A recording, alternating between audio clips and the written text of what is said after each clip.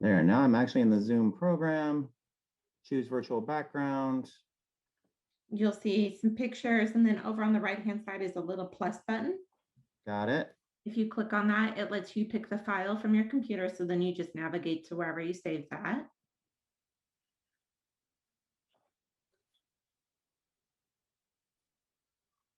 All right. Just gonna see how this works. And then you just need to hit apply once you've picked that photo. I'm downloading. Yeah, perfect. There we go. You're a genius. Just done it enough times. And then we'll just Grantley wait for confirmation from Danica and Jason that our streaming is good to go, and then you can do introductions. YouTube is live and Facebook is almost up. Okay, thank you, Danica. Perfect. I see Facebook on my end. Danica's awesome. They went and changed it on me, so it took an extra minute. Who else is working IT tonight? Danica and We've got Jason doing what Jason does. Yeah, I can't pick up the YouTube stream.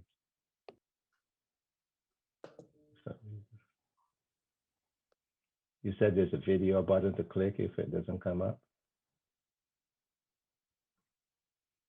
Yep, it's right at the top. This makes me feel like I'm a cutout that one of my kids did. And like set it down on top of like a Father's Day card or something. Flat Stanleys. So Grantley, at the top, there's a home videos playlist. Click on videos. You'll see it's the first one playing. Yeah, it just came in. Yeah, it just came on. Okay, perfect.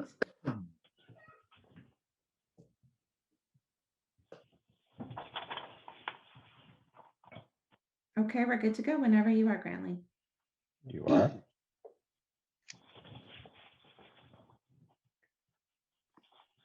Good evening, and welcome to our town hall on homelessness. Thank you for joining us this evening for our City of Auburn Town Hall. This is one in a series of town halls put on by the Mayor's Office in an effort to discuss current and relevant issues with the people who call Auburn home. Thank you for tuning in on one of the platforms carrying this broadcast. You'll be able to submit questions during the course of this event, and we'll do our best to answer them in our discussion. Please use the comment function on Facebook or YouTube to submit your questions. We cannot, however, promise that every question is going to be answered, but we'll do our very best. If we do not get to your question, please remember that you can always submit an email or call one of our panelists directly after the event in order to address your question in more detail. And now I'll turn over to Mayor in order to give us our welcome comments. Thank you, Grantley, and thanks to everyone who's joining us this evening. This is an important conversation that we're going to be having, and one that we do not feel we have the right to shy away from. These are difficult conversations. There will be some challenging issues that we're talking about this evening, but I am proud of the work that is being done in our city for all of our community members. And we wanted to share that information with you this evening. And as Grantley said, we do hope that you will type in your questions because this should be interactive and we want to be able to answer the questions that you have.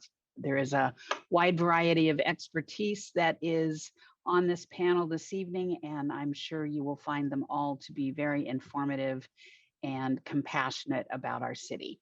Thank you.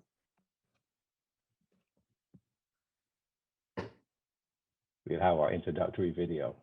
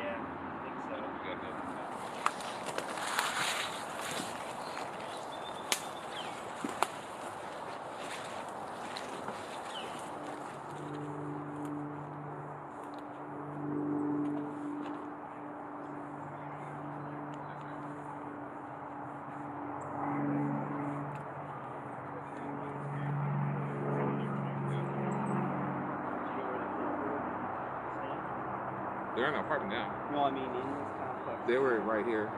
So there used to be a tent right here, a couple of different tents, and so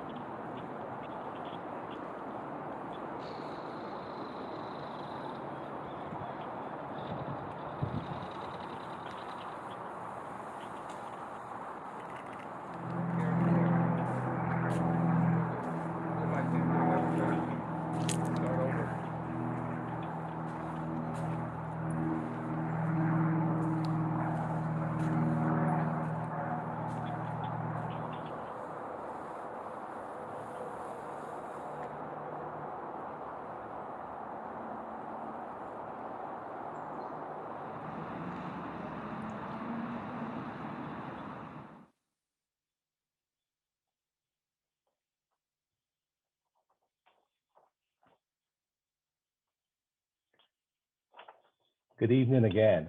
My name is Grantley Martelli, and I'm a resident of the city of Auburn. And it's my pleasure to be our moderator tonight. A recent national study revealed that on any given night, there are approximately 567,000 people experiencing homelessness in the United States. That number is made up of individuals, of families, of veterans, unaccompanied minors, chronically homeless, and many other people. There are many things that contribute to why our neighbors become homeless. These factors may include mental health and addiction, economic disparities and poverty, lack of affordable housing, racial disparities, domestic violence, a criminal justice system, a decentralized approach to solutions, and not enough services for youth or families, just to name a few. If we look closer to home, on any given night, there are about 24,000 homeless people in the state of Washington, and about 7,600 of those people are families with children. This evening, we're here to look at the homelessness challenge in the city of Auburn, right where we live. And right now, this evening, there are about 350 people who could be considered homeless in the city of Auburn. Now, even though we use statistics and numbers to help us measure things around us, and in order for us to have some sort of visual of how problems around us are affecting us, it's important to remember that when we talk about homeless, we're talking about people, They're not just numbers, they're human beings. Some of them are our neighbors, some of them were our neighbors, some of them were our family, our children. Many of these are men and women who have served our country honorably in the armed forces and today have many challenges. To help me get a grasp of how we look at homelessness, because we can't put it all in one box, and this may help you, I've tried to break it down personally into 4 groups. The first group I call, or what I call the pre-homeless. These are people who are just on the brink of becoming homeless because of financial issues or safety issues. And some of the questions we may address tonight may look at how we can help that group of pre-homeless not to become homeless. The other group that I put it in are usually called newly homeless. These are people who just became homeless for whatever reason, but they still have memories of being housed and being in an apartment. So there may be tools or systems out there that may be able to help them get back into being a house rather quickly. The third group I call the homeless. These are the people who are not newly homeless, but they're not chronically homeless, but they've been out there long enough that it's becoming a lifestyle, and there's so many challenges to help them become housed again. And then the fourth group that helps me to visualize this challenge is what we call the chronically homeless. People who've been out there for such a long time that it's become a way of life, and it's difficult for them to even consider being housed again or to be in a typical housing situation. Whichever group that we find our people in, our friends in, our neighbors in, we are here this evening to discuss ways that we can look at these challenges and ways that we can possibly as a city find ways to help people in whatever category we find them. In order to do this, we have an illustrious and a distinguished panel. So at this moment, I'll take time to introduce our panel members. First, I want to introduce the mayor of the city of Auburn, Ms. Nancy Backus. Nancy is currently serving in her 2nd term as the first female mayor of Auburn in its 130-year history. One of the first actions in office was to convene a citizens task force to address homelessness.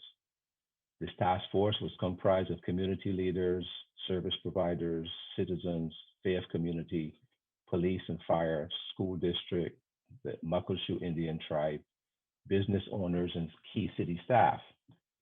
The work of this task force continues today to serve as the inspiration for much of the city's work around this topic. Our next guest is Deputy Mayor Claude DeCourcy. Claude DeCourcy is currently serving as the 2nd term Auburn Council member.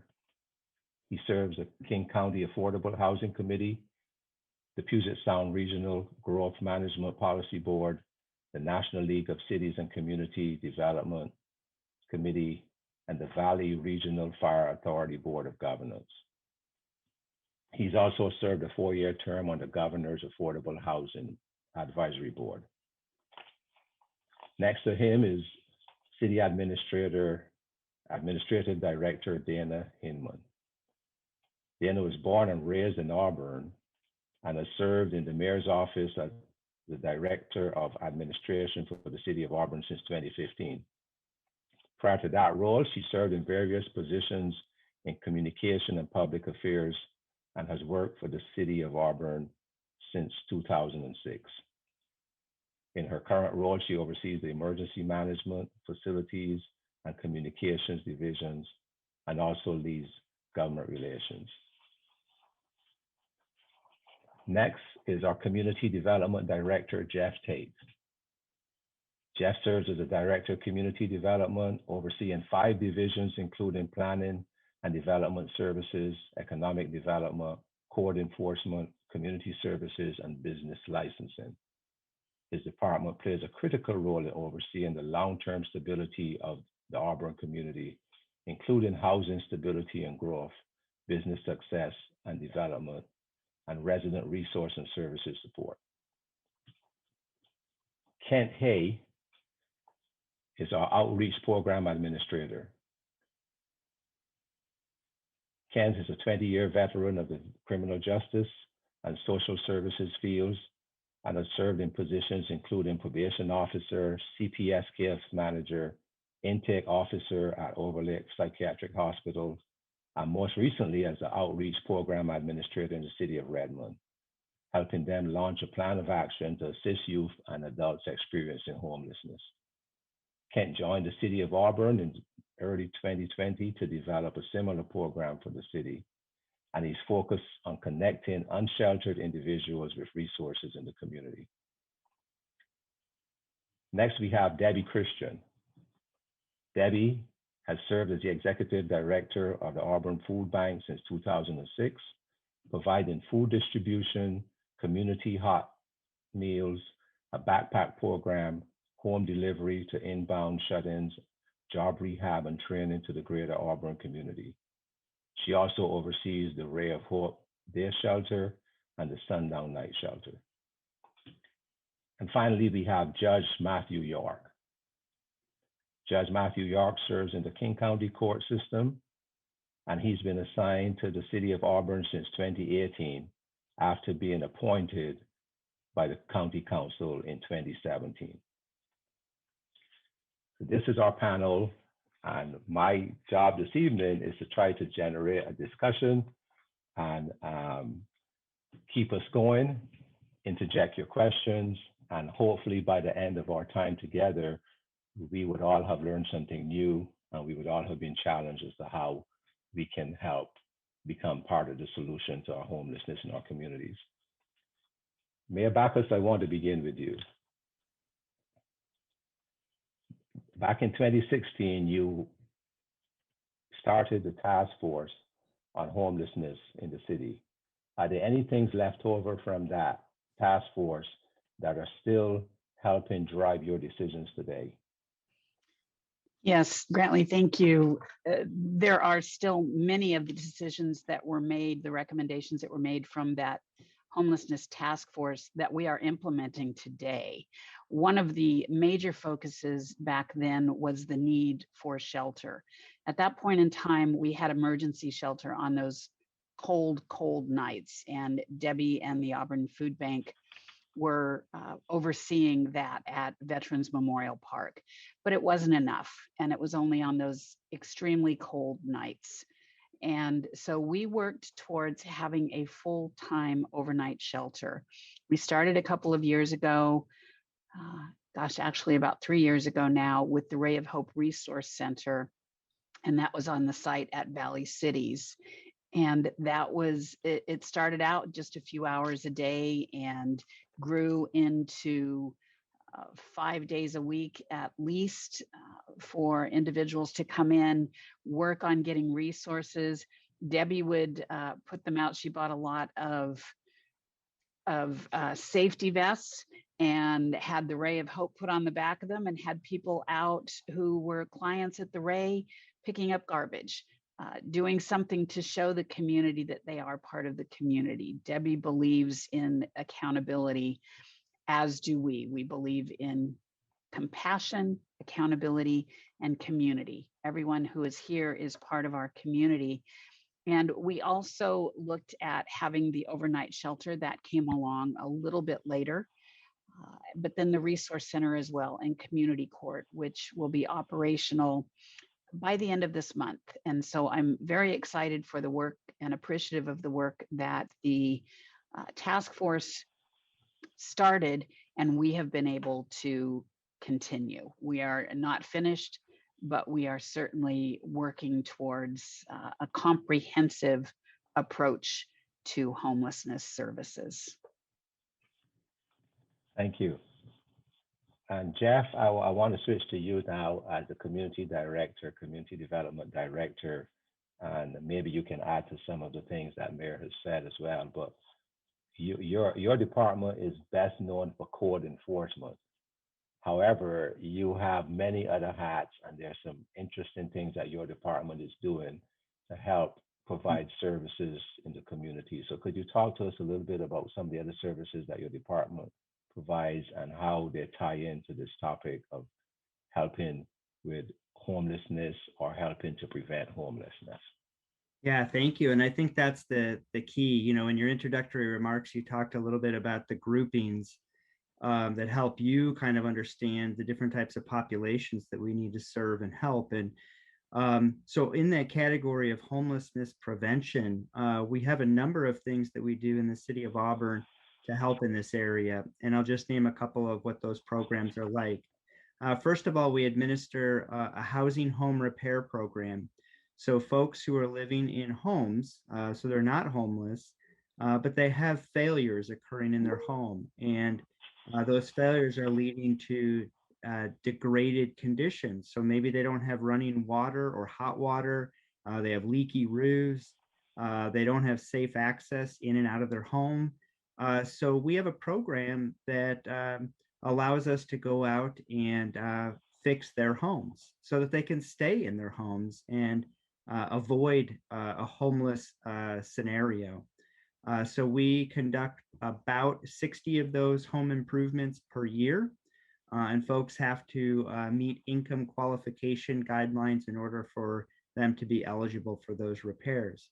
Another area, you mentioned code enforcement, and there are a number of healthy housing standards that we have in effect in the city of Auburn. And this too is really designed around prevention, homelessness prevention, and to make sure that folks who might be living kind of on the cusp are able to remain in a safe, healthy, dignified housing scenario. So healthy housing standards address the condition of property and the condition of structures to make sure that they don't degrade. And then lastly, I would mention that our human services program is a part of our city government that administers grant applications for a number of nonprofit agencies that we have serving in our community. And it's really important to mention the nonprofit agencies because the city government can't do everything. Any level of government can't do everything. We really rely upon the nonprofit agencies that help with housing directly, either in the form of rental assistance or that are providing other kinds of services that can lead to homelessness, like domestic violence support or mental health treatment and drug addiction counseling. So a variety of services. The city of Auburn invests about $1.2 million a year. There's a defined process on how funds get deployed. It is really because of mayor and council leadership that help enable the funding piece to be in place. And then there's a human services committee, which is a member of folks in our community who help vet the applications along with city staff to make sure that we're deploying funds in the right areas of need. Thank you, Jeff. And that's a good lead into to Deputy Mayor DeCourcy.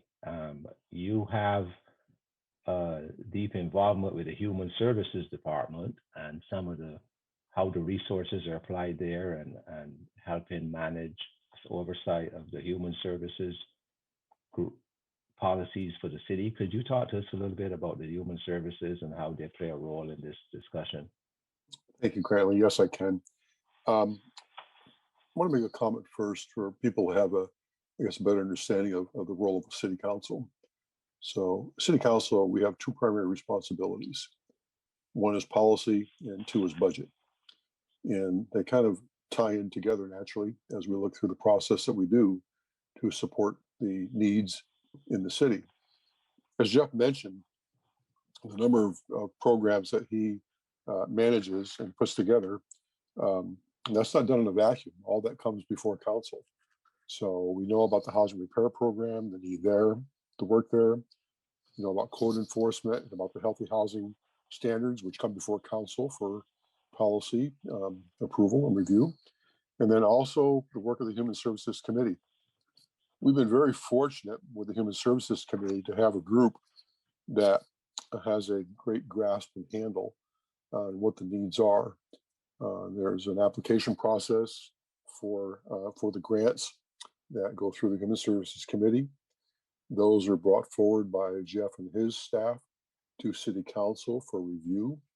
We have the opportunity to question, we have the opportunity to listen, and we have a better opportunity to understand what all the needs are and where those dollars need to go. Jeff mentioned that we currently have about $1.2 million a year going toward that funding. We've talked over the past couple of years of looking at how we increase the need of that funding and how we increase the dollars of that funding. $1.2 million seems like a lot of money, but when you start looking at the needs that we have in our community and the human services needs overall, we know we need to do more. And council is looking at incrementally increasing that dollar amount as we go forward in the next few years. It'd be nice to do a whole lot now with it, but we can't. We have to incrementally do kind of segmented increases as we go forward. First of all, to work within the limitations of the resources. And secondly, to make sure that we have that type of funding in place that can be managed properly as we go forward. We've had the great opportunity as City Council to have had both presentations and meetings with the Human Services Committee. And I have to tell you, those have been probably some of the most valuable meetings we've had, because we get to hear from the folks who are actually doing that work. And we get to hear from the folks that understand what those needs are and how council can support those needs overall. So although there's a whole lot more we can do, I think currently we're doing a good job under Jeff's leadership and under the group of the Human Services Committee members. And we continue to look forward for their presentations and continue to look forward to support that group. Thank you, Deputy Mayor. Appreciate that oversight of how the council and the Human Services Committee works and how bringing it together in a more holistic fashion. Debbie Christian is the director of our Auburn Food Bank, and also you oversee many of the shelter programs for the city. That has a strong tie into human services and to serving our homeless population. So maybe, Debbie, you could give us an oversight of how your organization works and your responsibility works in providing some of those services to people who may be in need, maybe for one night or maybe for a series of days. Thank you. So the Ray of Hope is our day center, and we provide a ton of abilities there. So we have laundry, we have showers, we have charging stations for phones and their miscellaneous computer equipment. 3 meals a day are served. We help them with their ID or driver's license if they need to get that back. There's work assistance. We try to really work hard on volunteering around. We do try to make sure everybody stays safe in our environment, as well as if they leave and have a need to be safe somewhere else. We're assisting with all the barriers that they might have that don't allow them to become more productive. So we hope that we can do some life skills. So many have forgotten what those are now that they've been out on the street for so long, don't have family anymore. Maybe they do have some family and the family are estranged from them. Maybe there's some ways that we can work on getting them back to family if that's an option. And then our night shelter opens up every night all year round this time instead of just during the cold weather. And we're housing as many as 39, and we have safe parking as well for about 16 spots. And again, people are safe at night, no longer having to be out in the elements. Thank you. So how many shelters are there all together? How are they distributed? And how do people know that these shelters are available and what services are available? Well, Auburn only has this one. There's a couple in Kent that are men's shelters, and then Union Gospel Mission runs a women's shelter in Kent. There's a day center up in Federal Way. There's more out in the Renton area. Sheltering sometimes is more prevalent during the winter, where a lot of cities and churches, different organizations will open up cold weather shelters, but having one that's 24/7 every day, all year long is more unique sometimes than not. And it's interesting. I sometimes laugh and say, well, it's the jungle drums that go beat, and that's how everybody finds out the word. Because the word does get out. So there's been a lot of support from our newspapers and our online papers that have been able to get the word out. The city's done a great job in advertising on all of their platforms. Because I'm the food bank here, and I have homeless that have come through it for many years, as well as supporting the community meals in town. Those were great places for me to be able to touch base with our homeless community. And that's kind of where I started talking to most of them about what their needs were and what we could do to try to mitigate some of this. And it was because of a gentleman at the community supper one night who asked for help in us opening up a cold weather shelter, a few years back. So, and from there, word just travels. It travels very well. And Debbie, just one quick thing as well. We do have the YMCA here in Auburn, formerly Nexus, formerly Auburn. Correct. So, Auburn, that has youth and young adult sheltering and transitional housing. So we are fortunate to have that opportunity in our city as well. Those are for the 12 to 18-year-olds. And yes, that's been fairly new. Thank you for reminding me of them. So they do a lot of day sheltering as well. And then they have just most recently opened up in the last couple of years with a full-time night shelter for the youth. Debbie, we have a question coming in from one of our viewers who's asking you to talk about the trash pickup program, how that works, and what does the compensation look like for the people from the Ray of Hope Community Center who participates in that.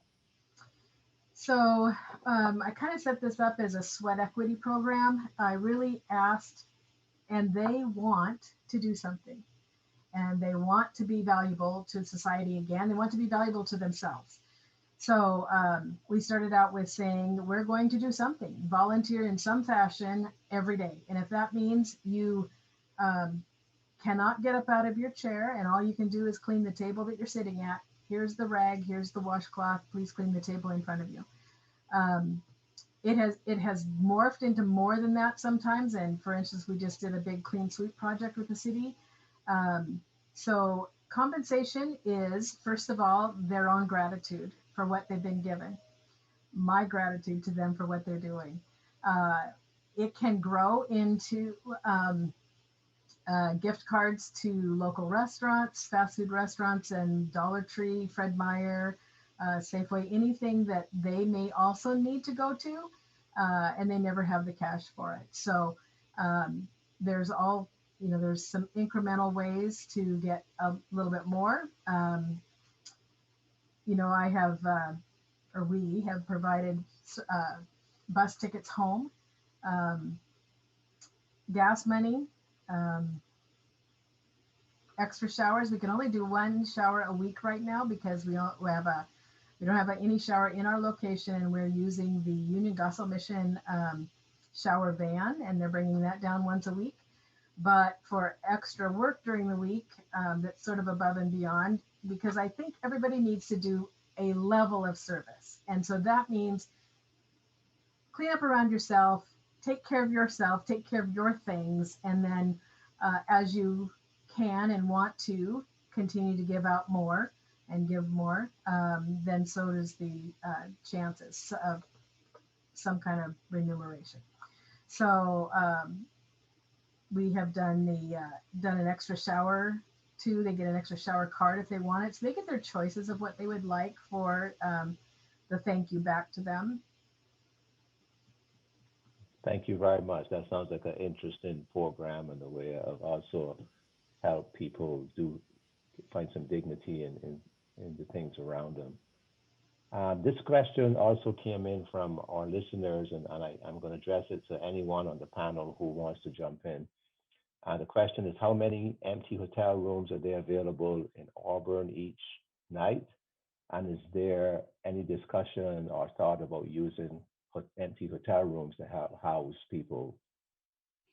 So I'll jump in on that, and please others feel free to join in as well. But I can't give you a number of empty hotel rooms in our city each night. Sometimes that's proprietary information with each of the hotels.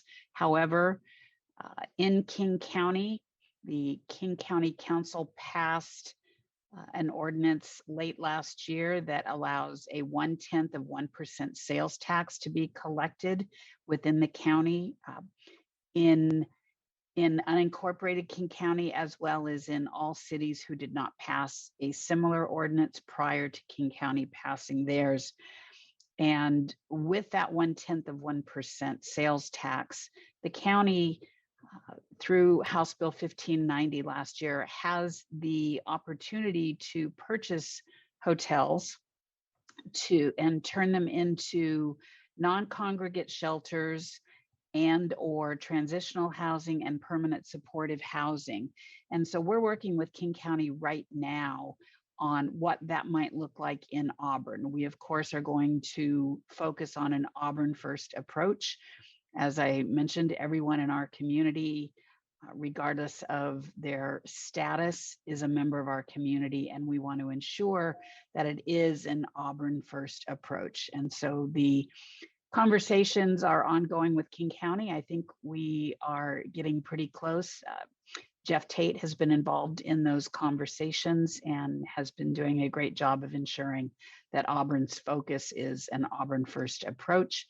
And we'll be having another more formal conversation with King County, probably the end of next week, to look at when are we going to move forward with King County purchasing a hotel.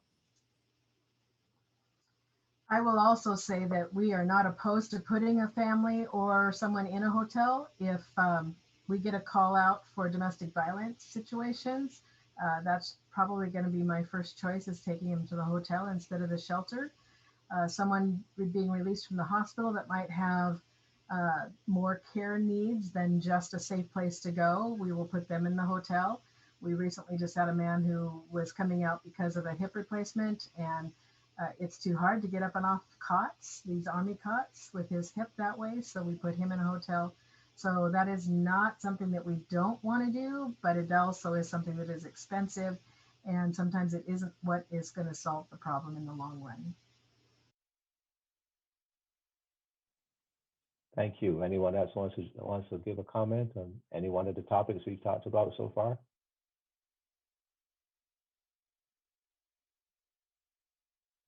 Okay, Kent, hey, you are the homeless outreach coordinator, and I call you the eyes and ears on the street of what homelessness looks like in the city of Auburn.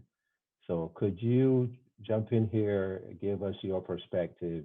That video that was at the beginning featured you going through some of these homeless encampments and out on the street. Could you give us human approach to what is going on out on the street that you see on a day-to-day basis, and some of the things that you're trying to do with the help of all of these people on this panel to bring about some changes? Yeah, thanks, Grantley. The majority of my day, well, all day, I'm here more than 8 hours sometimes, and it's mostly outside. So I'm rarely in the office. So I'm at encampments, I'm at motorhomes, I'm at cars, I'm on the trails, I'm where the people are at. You know, I have a car, I have my backpack, I have my computer and my Wi-Fi hotspot, and some of the partnerships that I've built. And I go out to the encampments and sit with people and work on, you know, assessments and different things to work on housing and address some of these issues. I work with, you know, I go out by myself probably 99% of the time. And I use the police when I need the police, but most of the time it's, you know, I don't need to call on them.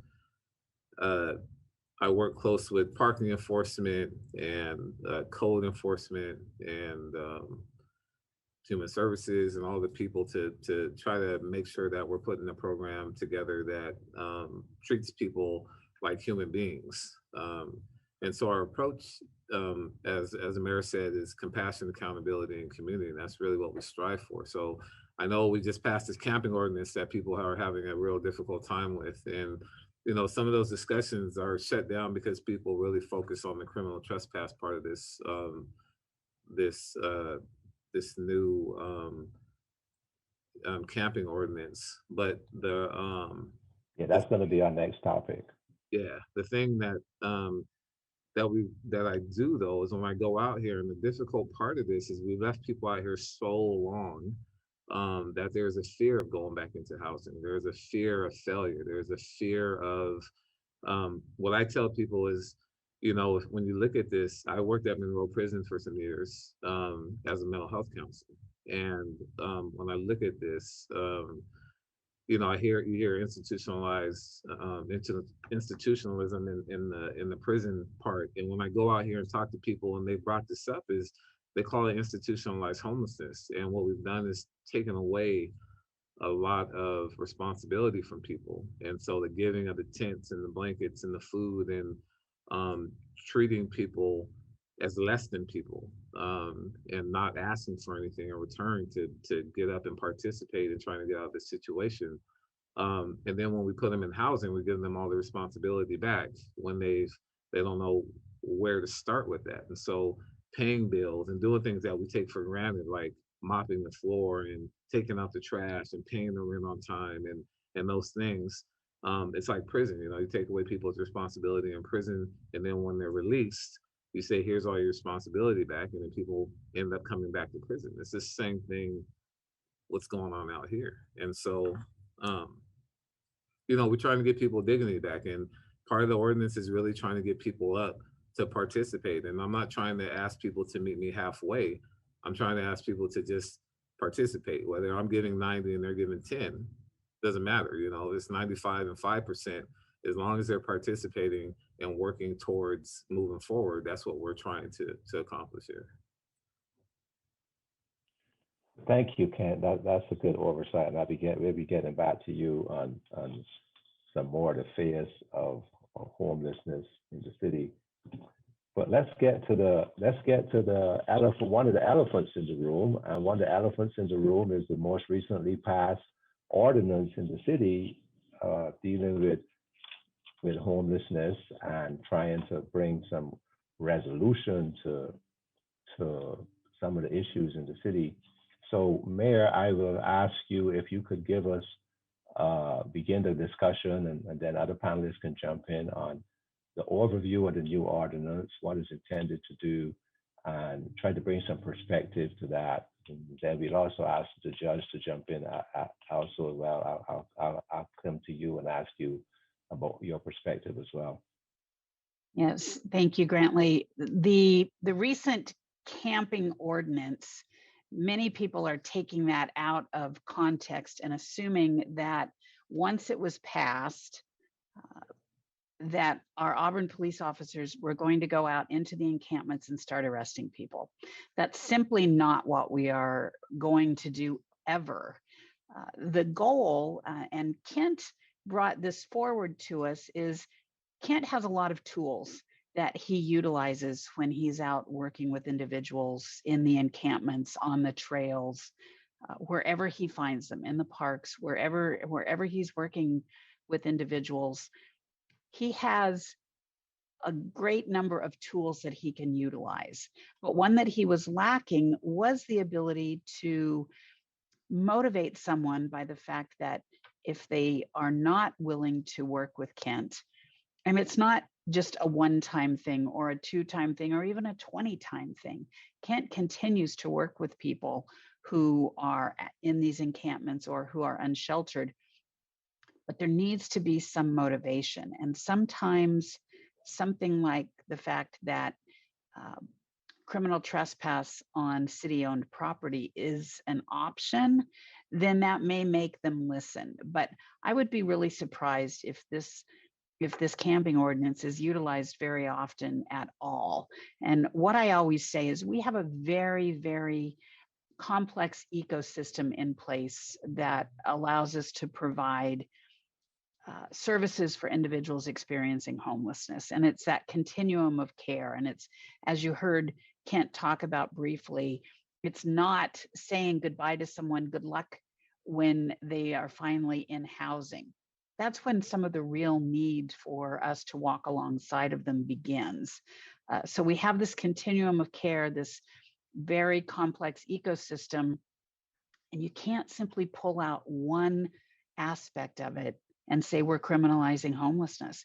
That is not what we're doing. That is not what the council passed. And it was not the intent of council to have individuals become criminals because they're homeless.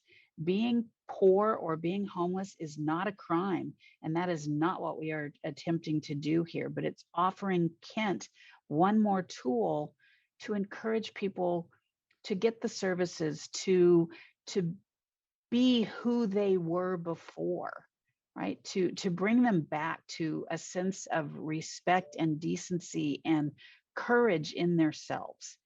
And so this is just one small piece of a full continuum of care. And I would agree with anyone if the only thing we were doing is that we had passed an ordinance that said camping on city-owned property is criminal trespass. That if that's the only thing we were doing, I would agree with the opposition saying that we are criminalizing homelessness.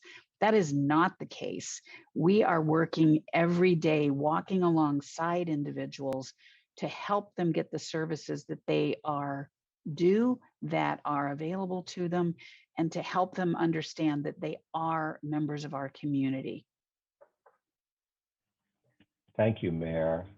Jeff, could you join in here and by the way, just for the reference of our panel and for the community, we are talking about Ordinance 6817 that was passed by the council entitled Camping on Public Property and Admonishment Process. And this is supposed to be a service first approach. So Jeff, could I ask you to give us an overview of the ordinance, of the basic components of it that makes it a service first approach?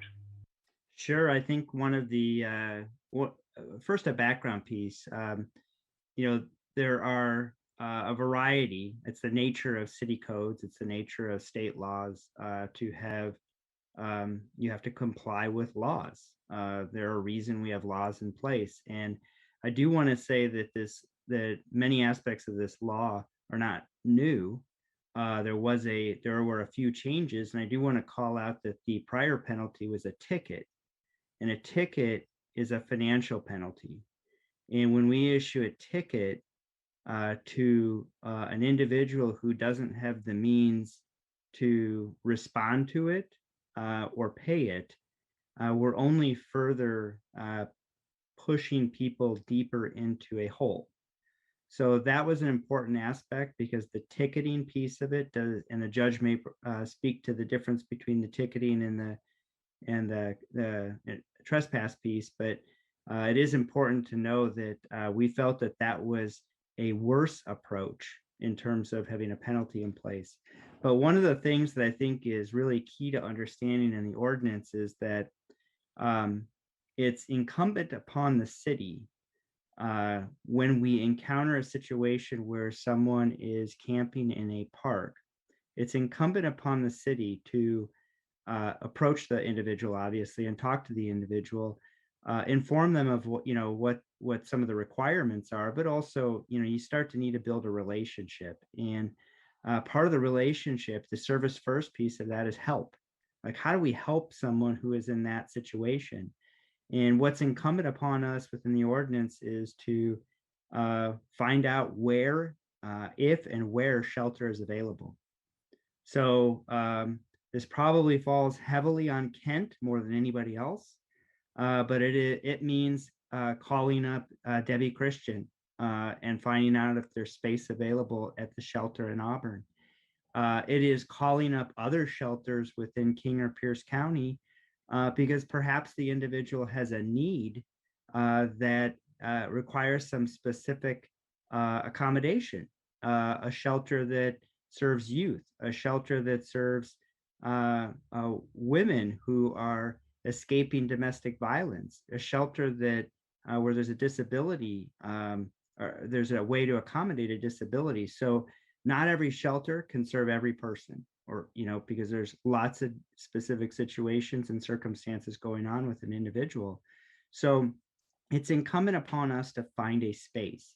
It's incumbent upon us to talk to the individual about their comfort level of different places that they can go, different options that they might have.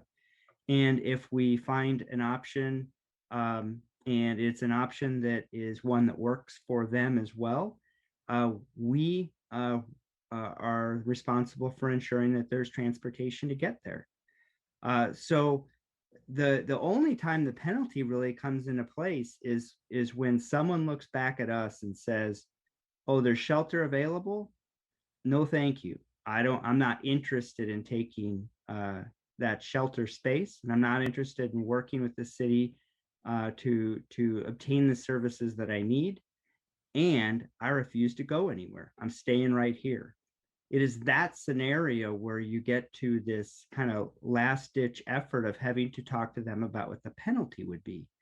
We think that most people will have a desire to work with the city, to work with Kent most directly, to obtain the services and to get the help that they need, that they deserve. So it's really it's, to me, it's probably going to be a 1 or 2% kind of situation. And 99 or 98% of the time, we're going to be working with people and getting them the help that they need to get. And we're committed to that. And I'll probably end there and see if maybe the judge wants to add a bit about the enforcement pieces too. Okay, hi. I want to start out by saying I can't speak to policy. It's not my job to create policy or enforce policy, but I'm happy to talk about the difference between an infraction and a criminal trespass charge. An infraction is a civil penalty. It's a civil case. A public defender is not provided on that case. And if you don't show up, nothing really happens other than the fact that a fine is put on you and it gets sent to collections, and it can track on you for a long time. 10 years is the general number. And that can really affect somebody trying to get on their feet down the line. A criminal charge is when they are assigned a public defender if they can't afford one, which most of the people who are unhoused, obviously all the people who are unhoused would be able to have one. It does carry a 90, either if it's outdoors, it's a 90-day maximum penalty and a $1,000 penalty. In practicality, most people would never serve anything close to that. That's not what happens normally in court. And speaking of fines for the unhoused, I can't remember the last time I gave a discretionary fine. It's not something that's commonly done today in our court system. I can get into the weeds of the case law on it, but right now we are actually required to do a financial examination at sentencing to determine whether they can afford fines, and if they cannot, we're required to waive those fines. So that happens on a regular basis.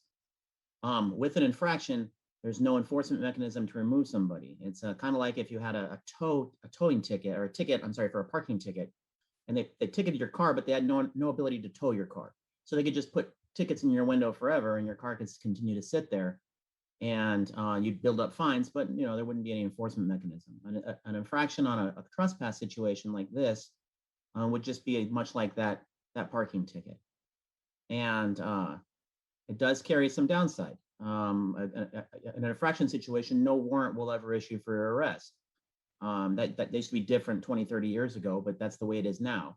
In a criminal concept, if the city chooses to go forward on a case, a warrant could be issued for somebody if probable cause is found. And I want to be clear on the beginning of that. If the city chooses to go forward on a case, the city has the discretion on whether or not to try and enforce a crime or not enforce a crime. So I hope that helps clear up the difference between criminal trespass and an infraction.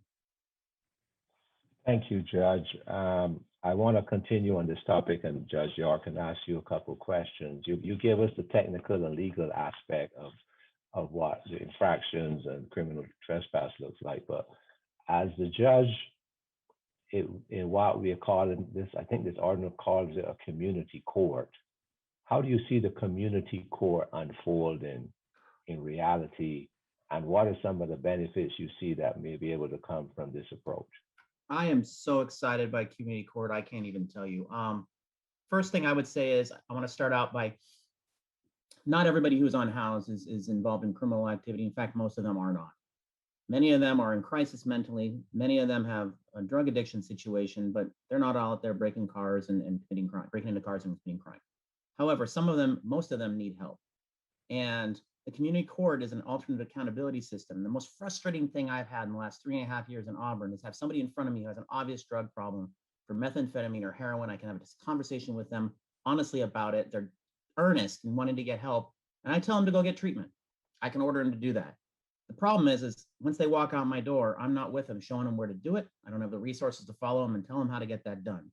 In community court, when we get out of this COVID situation, we're all going to be in the same building, not the courthouse. We're taking people, they're participants, not defendants, and we're putting them in an environment where there's still accountability on the other end of it. But I can say, get treatment and talk to that person right over there. Oh, you need housing, talk to that person. You need an identification, which is a huge problem in all of these situations. I can say, talk to that person over there. We are so lucky to have Kent Hay here in Auburn because he has the experience. I'm at Redmond, where King County District Court created a successful community court that is turning around some lives. I also want to say, while I have this opportunity, I want to say I've been very impressed with the City of Auburn's prosecutor's office and their energy and enthusiasm.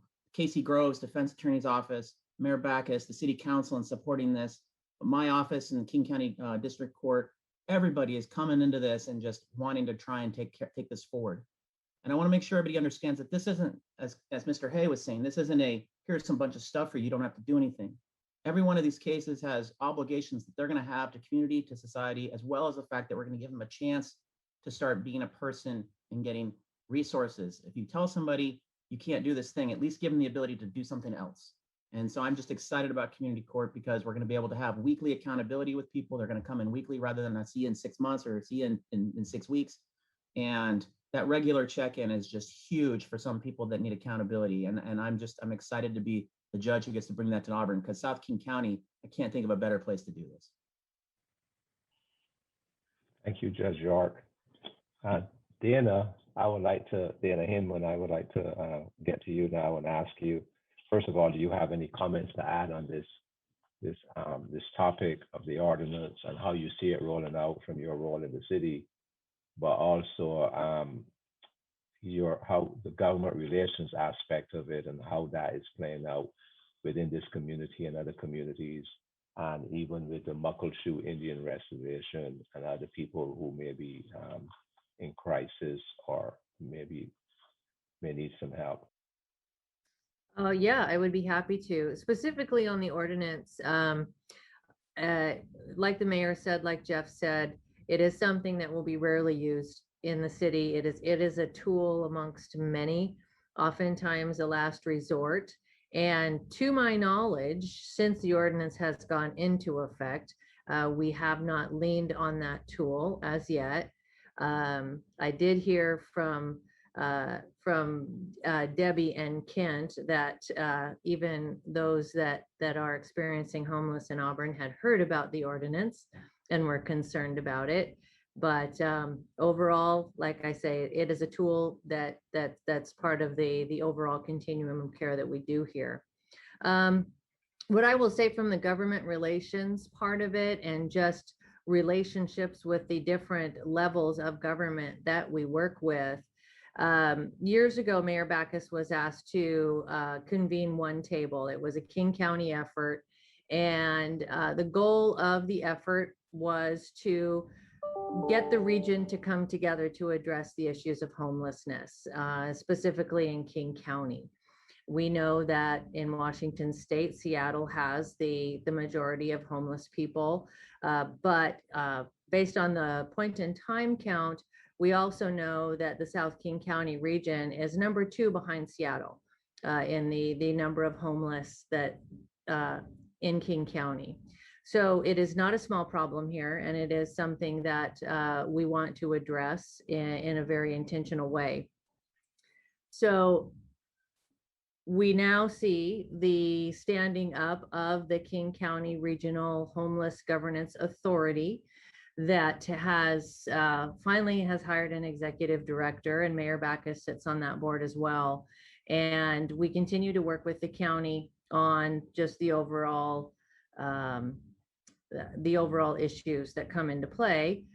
Mayor Backus mentioned the Health Through Housing Initiative, which is the capacity for King County to purchase hotels to address the issue.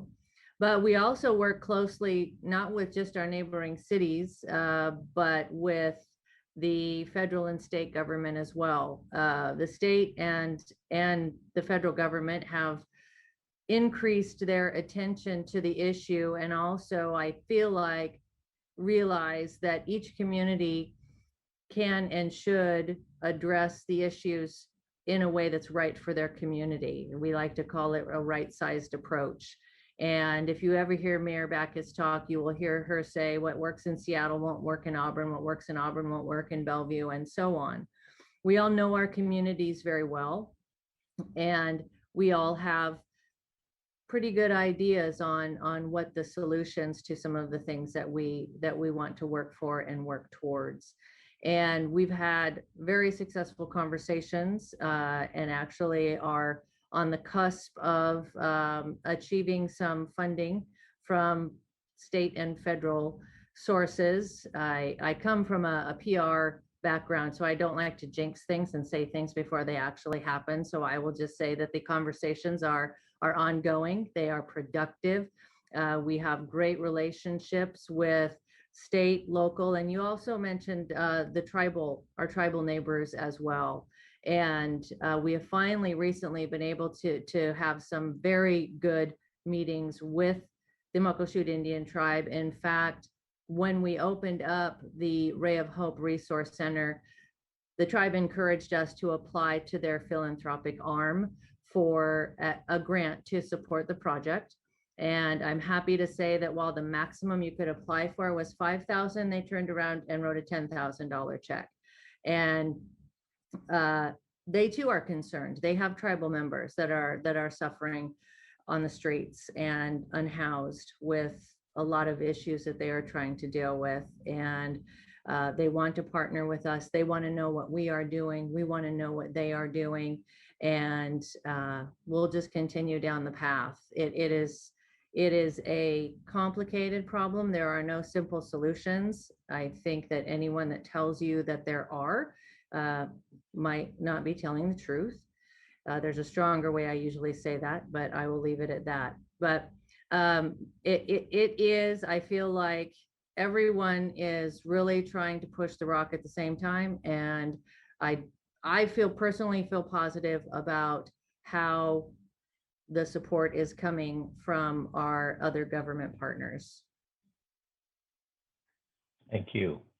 As it is pretty obvious here tonight that there's no one representing the tribe on the panel here tonight. And this question I would ask is how involved presently, or was the tribe involved in the discussions about the ordinance and how it has a potential to affect the members of their community as well? I think I would defer to either Jeff or the mayor. Yeah, I think I will probably punt that over to Jeff.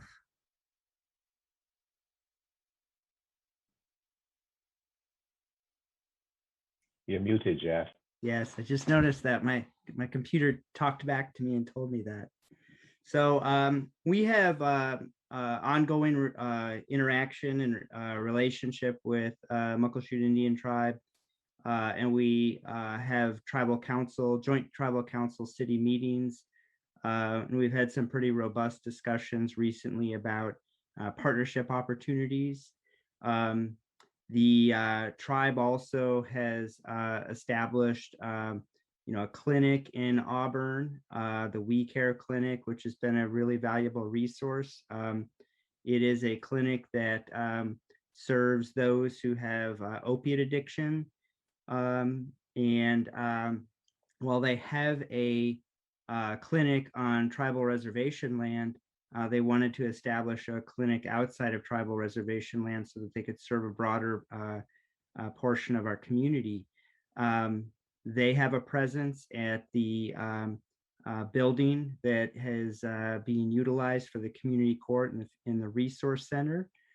So the relationship to help a common population and a common concern and compassion and care continues to evolve and grow and get stronger. Mayor, do you have anything to add, or are you okay? No, I think Jeff addressed that very well. It looks like Deputy Mayor DeCoursey Yeah. wanted to say something though. My Thank you, Mayor. apologies, Deputy. No, that's okay, Grantley. I No, missed the thank you. cue. No, this is a very good discussion. I do want to chime in on the council portion of the ordinance. First, I'd like to say that council does not take policy decisions lightly. These are very serious matters. There's a lot of research, investigation, input from staff, and how we approach each policy decision. We're also not a rubber stamp council. Not everything goes through council with a 7-0 vote. This particular ordinance passed with a majority vote.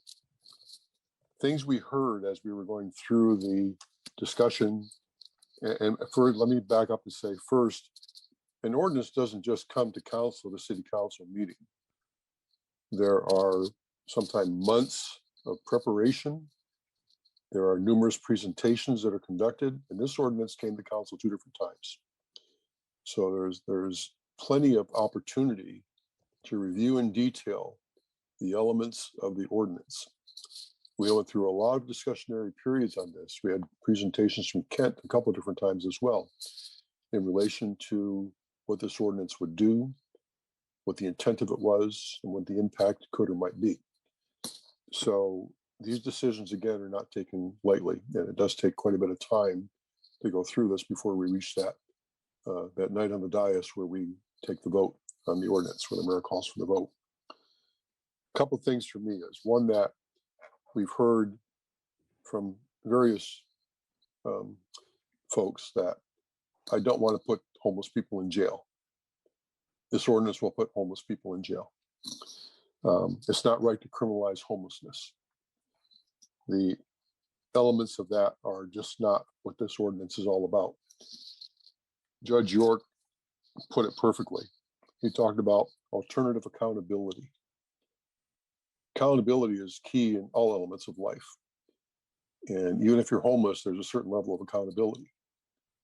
And when council went through and reviewed this ordinance prior to passing the ordinance, we looked at all those different pieces of that puzzle of what it would do. Kent and Jeff told us that, and you've heard many of the panelists tonight say, this trespassing mechanism is the last resort. There are so many other opportunities to have the homeless individuals seek other sources, other opportunities. And Jeff made it perfectly clear where he said, if you just say, no, I will not, you can't make me, I'm not going to, I'm staying right here, and no matter what you do, I'm not changing. Well, then there is no other choice but to do what needs to be done.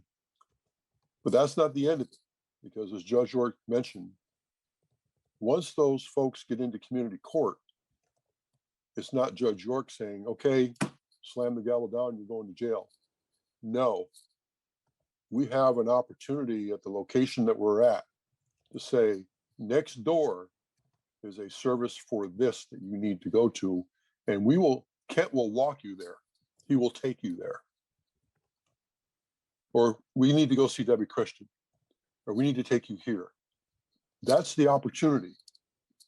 It's not just a matter of dropping the people off and saying, okay, you're headed to score. No, you have all these other elements that you're going to be presented with, and we're going to help you through this. I basically call this the hope for the hopeless in this ordinance, because sometimes people in those positions can't help themselves for a variety of reasons. And you've heard them all mentioned here tonight. They can't help themselves. They need that hand holding. They need that push. They need that encouragement. And sometimes they need that little slap up the side of the head, if you will, to make them understand where this needs to go.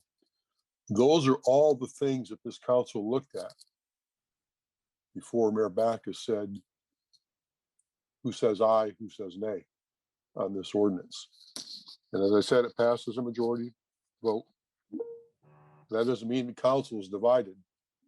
It means this council is united to work together to make this ordinance work in the fashion it's designed to work. And if we need to, going forward, to modify as we need to make it work in every element that it needs to work for and how it needs to work. So I am pleased that we were able to put this in place. I am pleased that Kent Hay has that extra tool in the toolbox if needed. But I know for a fact when Kent is out walking around those fields and dealing with the folks he deals with every day, he's going to do everything he can to avoid that criminal citation, that criminal trespass citation. He's going to do everything he can to bring those people in, to give them the resources they need, which he's already proven he has done, to help those that are the hopeless in need of hope. And if I might, just real quickly, I can promise you, we do not slap anybody upside the head. That's just that's just a phrase. Just a figure of we speech. Do not. No, just We a do figure of not. speech for this figure of speech for this old New Yorker. I'm sorry. Thank you, Deputy Mayor. Really appreciate that. Kent, we want to bring you back in here. I've got two questions for you. One from me and one from our audience is, how does this ordinance help you accomplish the things that you're setting out to do to help bring dignity and honor and resolution to homelessness? And then the second question is, what are some of the services and options that you offer to people who may be scared to go into a shelter, or for those people for whom that seems to be just a long stretch from where they are to where you're asking them to go? Yeah, so I'll try to get this out really quick so I don't take too much time, but I just want to say something about the job of outreach. And I think when people hear outreach, and people have a different perspective on what that is. Most outreach is people going to a shelter and sitting down and helping people within the shelter, or walking on the sidewalks, or at the library or something, sitting there, or in their office, telling people to come talk to me at this time or that time. That level of outreach is not effective. And so when we have people who don't want to go into shelter, or who've been trespassed from shelter because of behaviors or whatever it is, the reason why they don't want to go in, there's not, you don't just, I might go out there and talk to somebody and put the ordinance down. My goal is to have that conversation with people. So like today, I met some people that I've known for a year now, who've been out there, who have addiction issues. And our talk today was, I'm bringing the We Care Clinic to them tomorrow. Every Friday, I take the We Care Clinic out with me to make contact with people, to offer, opiate treatment and all that stuff. And so I will go back to them. I left them there. As long as we're working together, I told them I'd advocate for you to stay here as long as we're working together. So I do compromise with people to make sure we're getting the help, but they understand too, at some point, if we're not going to work on this, then there's something else that has to happen. And you don't have to go into a shelter, but you can't stay here, right? There's people who are in the video where you saw, who are still over on West Valley Highway, and they've been there for months, and I've been working with them. Majority of them now have housing vouchers. The problem is when we get to the end here and they're still not going to go inside, because there's options to go inside now, what do we do, right? And that's where at some point we have to have this conversation. If you're not going to take the housing, then you can't stay here, right? And we have to have that conversation. So that's where the ordinance helps me out, is we don't just move people. We don't just go there and say, get up and get out of here. There's people in a park right now where I go there daily.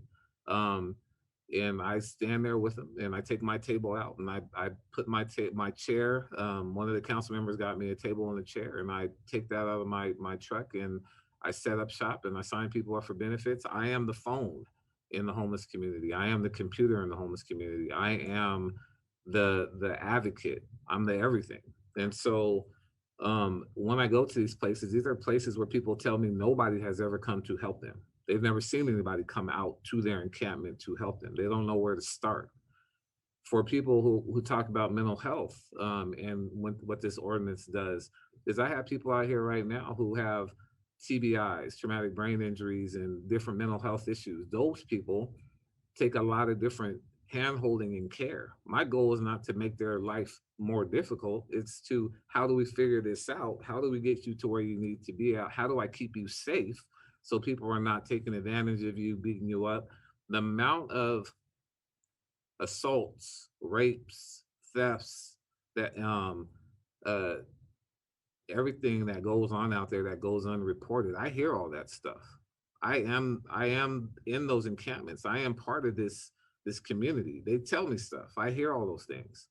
And so when people say just leave people out there and they're going to figure this out on their own, when I ask people that question, when people keep saying that, and I ask them, hey, if I left you here, if I never found you out here, would you have figured this out? And you know what they say? No, I don't even know where to start. I don't have a phone. I don't know who to talk to. I've been out here with this housing voucher for over 2 years and nobody's helping me use this housing voucher, right? I don't know how to call DSHS. I don't know who to talk to. I don't know how to get through this conversation with the DSHS worker because every time I say something, they tell me I don't qualify, right? The system is not made to help you get through this really simple. So if you don't have somebody advocating for you, right? And so my thing is, when I go out there, these are conversations I have with people. I don't ask for people's names. I don't ask for their birth dates. I don't ask a lot of questions. My goal is, when I go out there, is this is who I am. This is what I do. I don't give out blankets and tents and food because we can do better than that. So my goal is to house you. My goal is to, once I house you, to stick with you. So I have people who are in housing right now, and I still go there to make sure they pay their rent. I still go down there to handhold them to go down to the apartment complex, because the fear and the anxiety they have of paying their rent for the first time is overwhelming, and they can't do it by themselves. I am that guy, right? I am the guy who puts somebody in a car to take them to their doctor's appointment. I have a guy right now who has some feet issues. I am his medical transporter, right? We have to deal with that. There's a lady today who has 3 dogs in her car, who's never been vaccinated, has no dog food. I work with the Humane Society now. I delivered dog food to her car before I came to this meeting, right? Because we're working together. I didn't give it to her for free. These are incentives, right? I need you to help me. I need you to meet me halfway, and I don't mind helping you, but you have to participate. So when people keep talking about the camping ordinance and what it's used for those folks who say, we're at the end of the road now, where it's, I need you to go into housing because this is the next step, and I won't leave you. But if you don't want to, you can't stay here. And yes, I'm going to make your world start getting a little bit smaller, and we're going to have a conversation about that. But it's not trying to put you in a jail. And even if at some point you got arrested, I would still advocate for you, because the goal is not to leave you. It's to, if you can't voluntarily do this on your own, then we're going to have to involuntarily do this with you, right? To get you where you need to go, so we can continue to keep working with you. You deserve better than this. You should not accept this. We do not accept this. You are part of Auburn. You are a community member, and you deserve better. And that's where Auburn comes from, is not that we're just going to give you stuff and leave you to perish out here. I don't want to see any more people die. We've had 3 people die out here since I've been working. I don't want to see a 4th, right? And if I leave people out there and pretend like they don't exist, they start acting like they don't exist. And then, I'm sorry, the second part you were, Grantley, was, what was the question?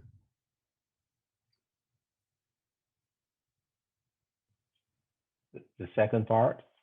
Yeah, Well, you said the first part was the camping ordinance, and the second part was another question. Can't remember. well, we have a question that comes in about, the first question was, how is it helping you do your job out there in the field? And then what services Yeah. do you offer to people who are afraid to go into shelter? So, one of the things about what I do is outreach. I try to become everybody. I am DSHS to these folks. I am Catholic Community Services housing person, finding those apartments that are taking the HIN voucher, getting those people in, helping with the IDs, helping with the birth certificates, helping with the Social Security cards.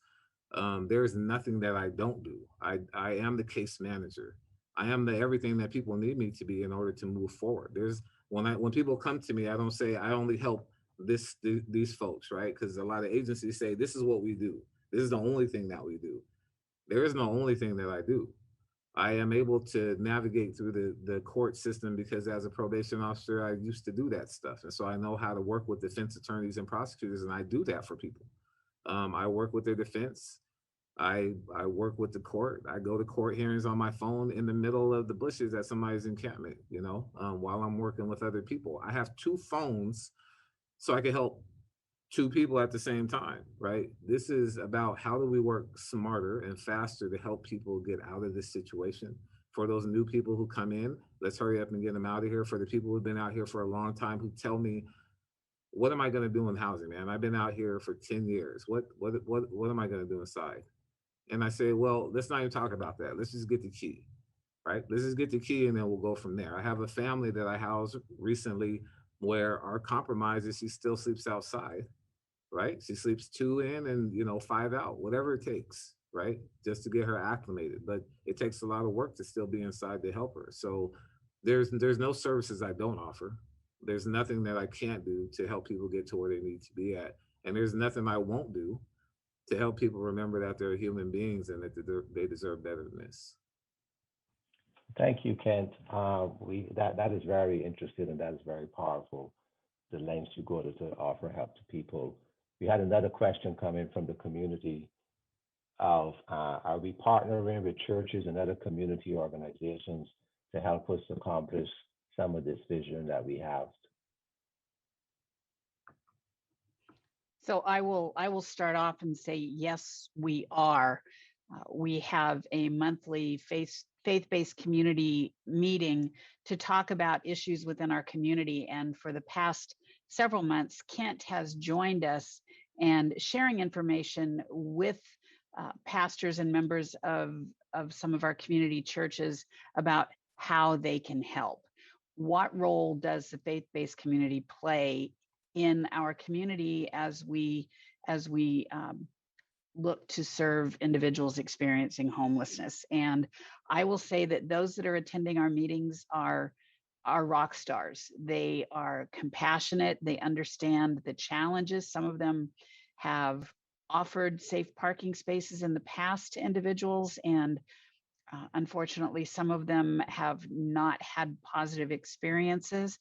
And so with Kent, they're able to walk the members through what a successful safe parking space may look like. We might be able to do that sometime in the near future. And Kent, if you want to share a little bit more about the funds, right, between the faith-based community and Debbie and the Auburn Food Bank, the funding that has become available through the faith-based community. Yeah, every month we have an interfaith meeting with the faith community that we talk about what we're doing and what we're trying to accomplish and how to better serve the folks out here, other than just food and socks and that stuff, but how can we really come alongside people? Because one of the things is, and I'll get to the money part, but one of the things is when we house people, as much as I can do, and I try to stay with those people as much as possible. We need more people to be that rock that those people need to carry them along the way forever. And sometimes that's where the faith community comes in, is to walk alongside those people. And not, when I house people outside of Auburn, because there are people who get housed outside of Auburn, but they still want to be a part of this community. And we can be that for them, right? They don't need to be here to be a part of this community. And so, call in those people once in a while just to check on them and let them know that we care and to see how they're doing. Not necessarily giving them things, but to check in with them and make sure they understand that we do care about them. And the faith community provided a donation to help with some of the things that the city funding can't pay for. Such as deposits for rent or things that I need to help people move forward. One of our faith community members is helping furnish units once I get people housed. Another faith community helps me out when I call randomly for shoes or something. He'll make it happen, and I appreciate him. Another faith member is is working on helping with the safe parking program outside of the food bank. I mean, outside of the Ray of Hope, but in church parking lots to help, get smaller cars in there and start working with those people for, where they can be 24/7 and get them in and out of their cars. And so the faith community is coming alongside and doing a lot of work, and definitely we appreciate that. So you talk about the safe parking lot. I'm trying to understand that. Do I understand it correctly that that's working with a faith-based organization or community organization to find a place where some person can park their car that they're living in? I'll let Debbie talk about the safe parking program we currently have. So currently, it's at the Ray of Hope in the Sundown Shelter. We have, I think it's 16 spots right now, and we are currently full. Just as of this week, we filled them all, and people are still coming back and, hoping that there's a spot, and I don't have one. We have 2 motorhomes right now that are taking up 2 spots apiece, so that's unfortunate. But one of them is trying to downsize her motorhome so she can be in something smaller, and that's all we have right now. And unfortunately, it goes from 8 o'clock at night to 7 in the morning, so they do have to move their vehicles if they. Especially like motorhomes, most of them are living in them and they aren't necessarily working. The 2 that I have there currently, though, are both working. But then where are you going to move your motorhome? But that is the process right now. Thank you, Debbie. We have a question that came in for Jeff. The question is, how does the ordinance align with the city's equity and inclusion principles? Well, I think one of the most fundamental pieces of the ordinance and how it aligns with our equity and diversity and inclusion objectives is we're here to help everyone and lift them up. So while a lot of attention, a lot of discussion occurs around one aspect of the ordinance, and that is the penalty, the reality is that Kent is out there meeting the people where they're at.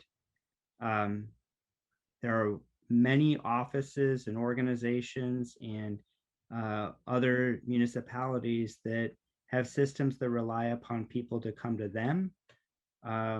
In our system and our approach, we go to them. And Kent's probably the better person to ask that question to, because he's the one who sits for 2 or 3 hours with an individual or a family. And the ordinance, the core piece of the ordinance is we can take care of everyone in our community. It may be hard to contemplate doing that on a given day because there's a lot of people who need help. But we're a community, we have the size of a community where we believe we can help everybody. And I think that it advances our diversity, equity, and inclusion initiatives because there are no barriers. Kent is breaking down the barriers, the systemic barriers that exist that have caused or have resulted in people not getting the help that they need. So when we talk about systems that disadvantage people, maybe not intentionally, but that's the way that we've set them up, and they've advantaged some folks and they've disadvantaged other folks. This tears all of that down, and it allows us to be where the people who need the help are. And we're not going to tolerate an opinion that it's okay and dignified for people to live in the woods where they're cold, they're sick, they're wet, it's dangerous. Like Kent said, people die, people get raped, bad things happen. This is not camping in a pristine park where like a family would go out and camp. This is in a very dangerous area, and there are no rules out there. People get lit on fire. Their tents get lit on fire while they're in there. The stories that Kent tells you are horrifying. And to think that an approach that would allow folks to stay in that condition would be an approach that we would accept, it's not humane and it's not dignified. It's also not inclusive. There is no equity involved in that. And we believe in inclusion in our city. Again, we believe in compassion, accountability, and community. And leaving people out in the elements like that is none of those. It is not compassionate on our part. We are not being held accountable, and we are not treating individuals out there as members of our community. And that's wrong on all three accounts. Thank you, Mayor. Another question from the audience is, how are we serving folks with mental illness who are not able to be held accountable? I've got an answer. Oh, go ahead, please. So everybody can be held accountable. We just had an experience today with a man that is very schizophrenic. And when he's on his medication, he does a great job. And when he's off of it, he's pretty scary. So I try to continue to engage family when I have issues like this. And so I called his mother and told her that we were going to have to trespass him from our property today, and probably for a significant time of our future until we see a change in him. And her answer back to me was thanking me for that barrier and boundary that I had provided for him, because when he realizes he's lost his privileges, he will start taking his medication again. So even the mentally challenged in these kinds of situations still understand barriers. They still understand boundaries, and they still understand that there's a right and a wrong. So I believe that I can still ask for that. Sometimes it's very challenging and it takes a longer time to get a response back, but there isn't any reason why we can't try to help change that learned behavior that they have. I think, Kent, you probably have comments as well. And for anyone who is listening that thinks that this approach is unrealistic, the fact that Debbie and Kent know probably 90% of the individuals in our community who are experiencing homelessness, and they know them by name, and they know Debbie and Kent by name. This is a community in and of itself that Debbie, Kent, all of us are working to help every single day.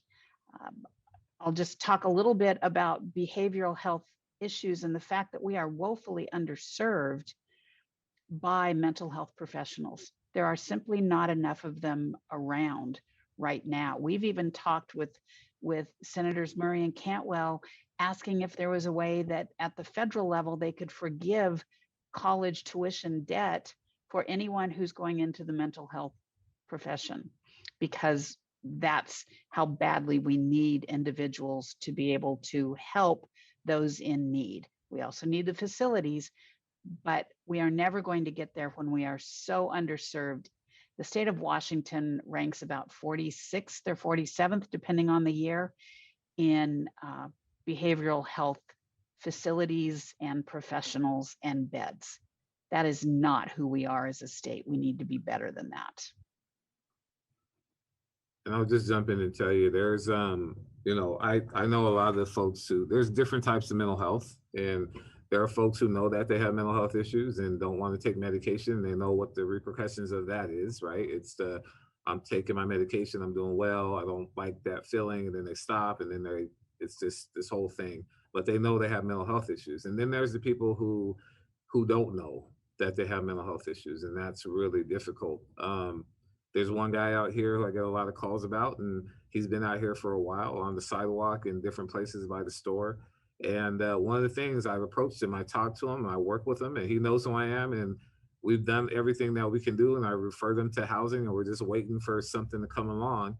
But he's not a person that needs to, like, I'm not trying to get him into a shelter. His behavior is not acceptable in a shelter, and I wouldn't put people in that situation and put him in that situation to get in trouble. So he's doing fine where he's at. And I get the calls and I go talk to him and all that stuff. But when housing is available, it'll be available. But that's not something I will put an ordinance on and have him, trespass or arrested for. That's not acceptable. There's another guy right now who, the whole homeless community is really trying to help out, and they keep me updated. And if I need to find somebody, they let me know. And so right now I'm looking for him because people are worried about him. But he's one where I know where he camps, and I go sit with him, and he calls me all the time. And he doesn't make a lot of sense, but we still have our conversation.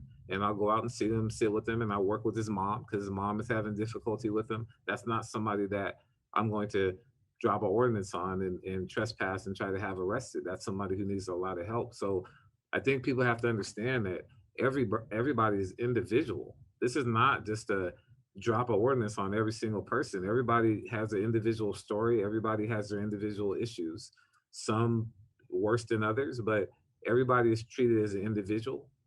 Everybody's treated with respect. And again, we treat people like human beings here. I would add something else to the mental health discussion.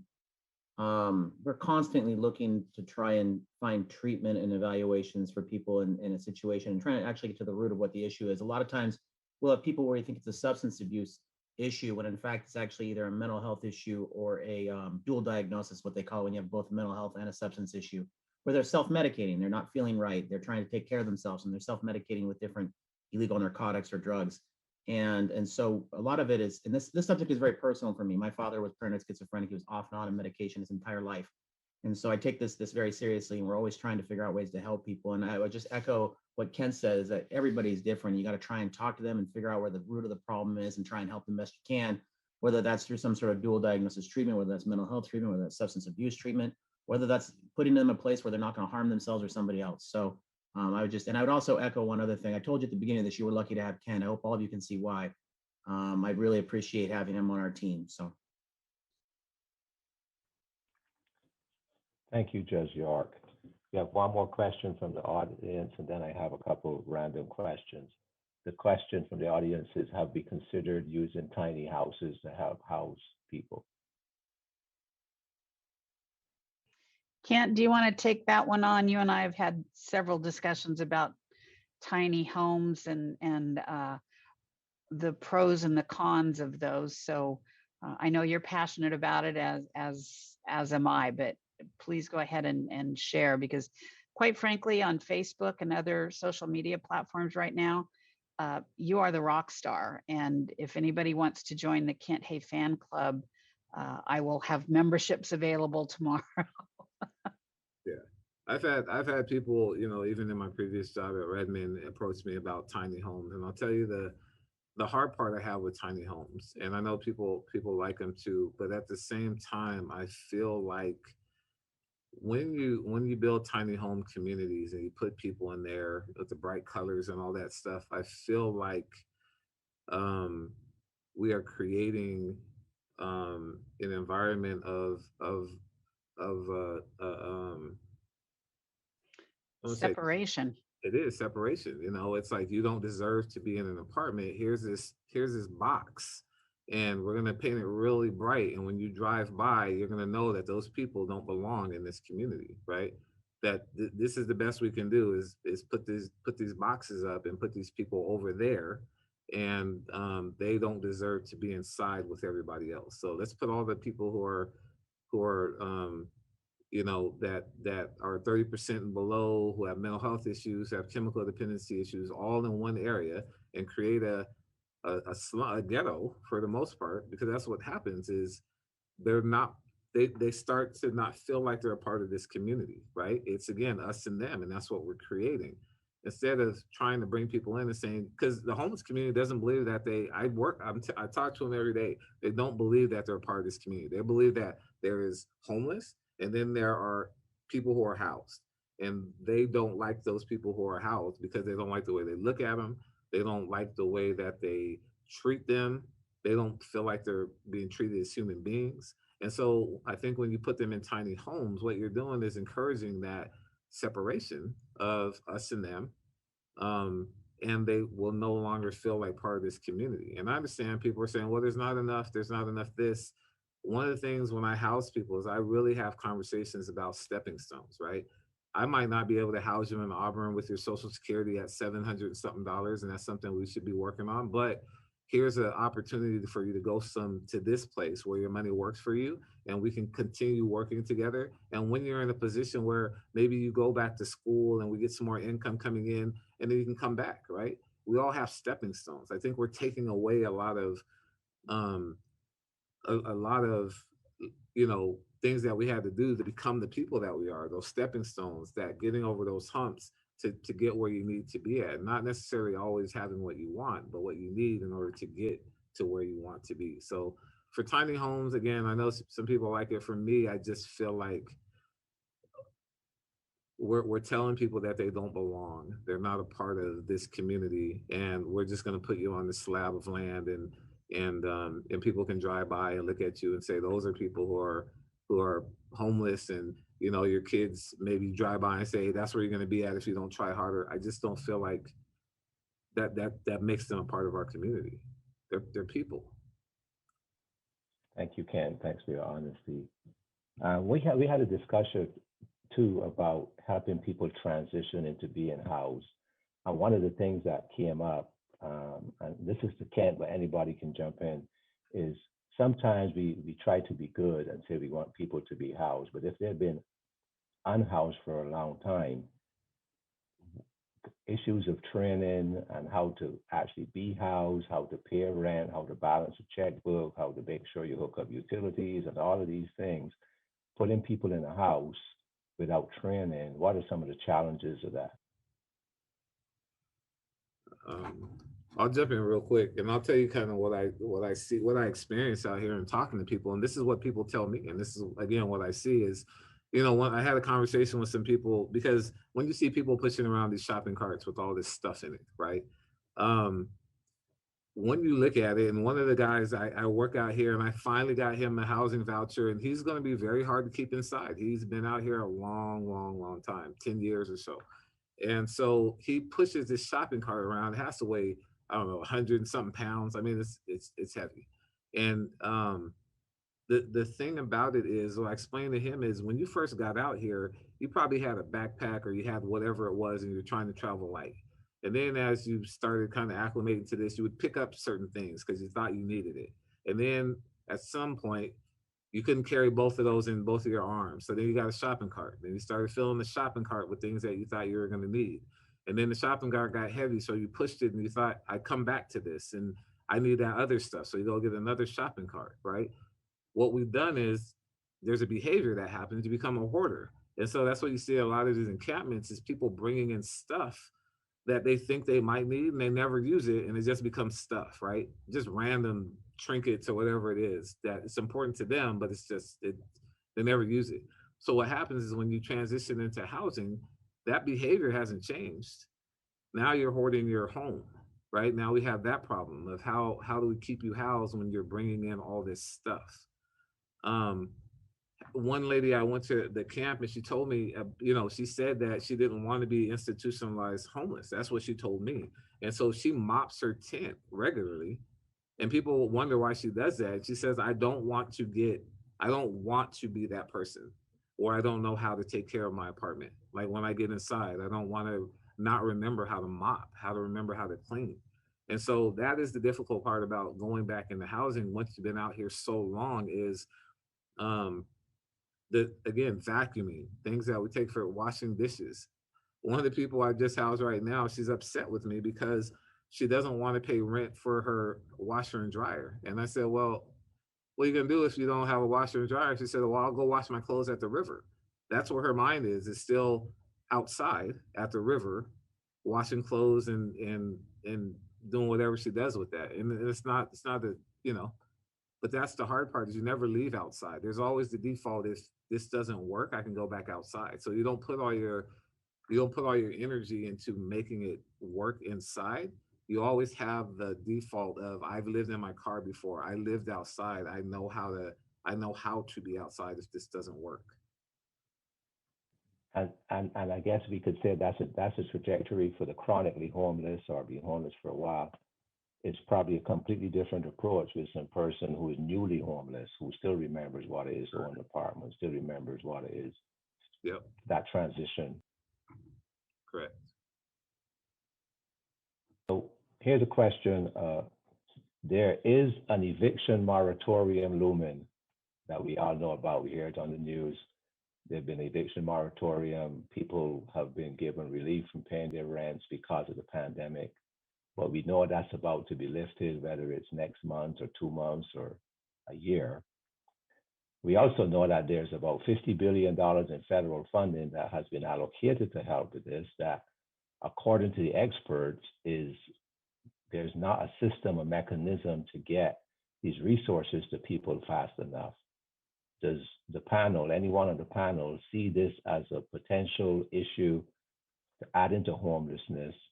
And then what are some of the things that Auburn City may be thinking about doing to help head this off at the pass? So Grantley, this will be an issue if nothing is done. There are funds available through the federal government, through the American Recovery Plan Act. And we are looking at that closely. About a year ago, the city council passed an ordinance for just cause eviction. And today, in an email, I received a request from an organization that is looking to add additional safety nets around our eviction or our the ordinance that City Council passed a year ago, asking to ensure that landlord mitigation fund has been attempted to be accessed, or the limited landlord relief program through the Washington State Department of Commerce, or King County Eviction Prevention and Rental Assistance Program. So there will be opportunities. I understand that some of the federal funds will be going directly to landlords, so that there is not an opportunity for those funds to be diverted elsewhere, but to go directly to the landlords who, let's be honest, are deserving of being paid for the rents that they have not been collecting during the pandemic. But we are looking into what those possibilities will be on how the city of Auburn can help. But we are worried, and Kent and I and all of us have had conversations about there's going to be a tremendous growth in individuals entering homelessness if we're not taking preventive measures and keeping people in their houses. We know for a fact that it is far less expensive for someone to stay in their home than it is to have them become unsheltered and then try and get them back into housing. So the preventive measures are going to be critical to ensure that landlords are paid and that individuals are able to stay in their homes. And Grantley, if I might add to the mayor's comments as well, I agree 100% with everything she's saying. There is a significant portion of folks who have housing that are rent burdened. They pay more than 30% of their income towards rent. Some are as high as 50% or higher. They're extremely rent burdened. So the situation becomes, if the federal funding does not provide significant relief, you have folks who are currently way behind on rent, many months, who will be expected when the moratorium is lifted to pay, again, current rent, plus enter into agreements to pay back rent. And if those folks who are already rent burdened are finding it difficult to make their monthly rent payments, going back and adding a burden on top of that, past rent, in addition to current rent, could make the eviction process significant. And we've been talking nationally about what we call the eviction cliff, where people will just automatically fall off the edge and become homeless. We need to prevent that. And I know the city of Auburn will do everything possible to do what we can do to prevent that. And I'm hoping that with the federal assistance that the majority of those folks, if not all of them, can be made whole and begin their current rent payments once the moratorium is lifted, like they were paying rent all along. So that's my hope, and we keep an watchful eye on it. Thank you, Deputy Mayor. Is there anything that the city is thinking about doing, maybe as a middle person in helping with this, facilitate this funding to the tenants and to the landlords when these funds become available, or if people want to find out help or get questions answered about what to do, is there a place they can come to the city to get help? So early on in the pandemic, we did utilize some of the funds that we received from the federal government to assist individuals who needed help with their rents. We provided grants to some of our nonprofits in order to help with rental assistance. I do think that there is a place for the city of Auburn to assist if it's simply providing information on where to go, or if some of the funding that becomes available, the city is able to utilize for rental assistance. I'll turn it over to Jeff, whose department really was instrumental in ensuring that the funds a year ago got to our nonprofits in order to help with that rental assistance. Yeah, sure. So first of all, just as a baseline, each year we provide about $680,000 in human services funding out into our community. And a portion of that always goes towards nonprofit agencies that help folks who have a rental assistance need. So that doesn't mean that they're paying their rent every month. It means sometimes they just need help for 1 or 2 months. And sometimes it's just a portion of a month of rent. So that money can be spread across lots of different folks who need that help. In 2020, we had a lot of extra or a lot of federal money through the CARES Act and through Community Development Block Grant make its way to the city of Auburn as well. So in addition to the $680,000, and not all of that goes to rental assistance, but a portion of it does. But in addition to that, we had a first round of CARES funding, which amounted to about $250,000 that did get directed into additional rental assistance support. And that is direct assistance, meaning that groups like Multi-Service Center and the Catholic Community Services are helping provide direct rental assistance to folks who have a need. Then later in the year, we were able to reallocate about $750,000 that also went to a variety of service providers, but some of those service providers were also providing rental assistance as well. So 2020, we were able to deploy substantially more money into our community to help with rental assistance. And one thing that I would say about rental assistance is there are solid systems in place to ensure that we're not handing a check over to a tenant and hoping they pay rent. We are including the landlord in that relationship. So the landlord and the tenant are both signing and understanding exactly what is going to be provided for that rental assistance. So it's important to understand it's not just a check delivered to a tenant, but it also ends up in the right hands of the landlord or property owner who also has bills to pay. Thank you very much, Kent, for that clarification. And I would suggest then if people in the community has questions, they could get a hold of your department and someone there would be able to answer their questions. So another question that came up is the exorbitant cost of housing in King County and in our area contributing to this issue? Have you seen any effects of that contributing to the homelessness problem in the city of Auburn? I'd be happy to take a stab at answering that. it's really hard to quantify a number of how the escalation of housing price has led to a specific number of people that have become or has led to homelessness. I will say this, that there's a shortage of housing. It becomes a very simple supply and demand kind of analysis.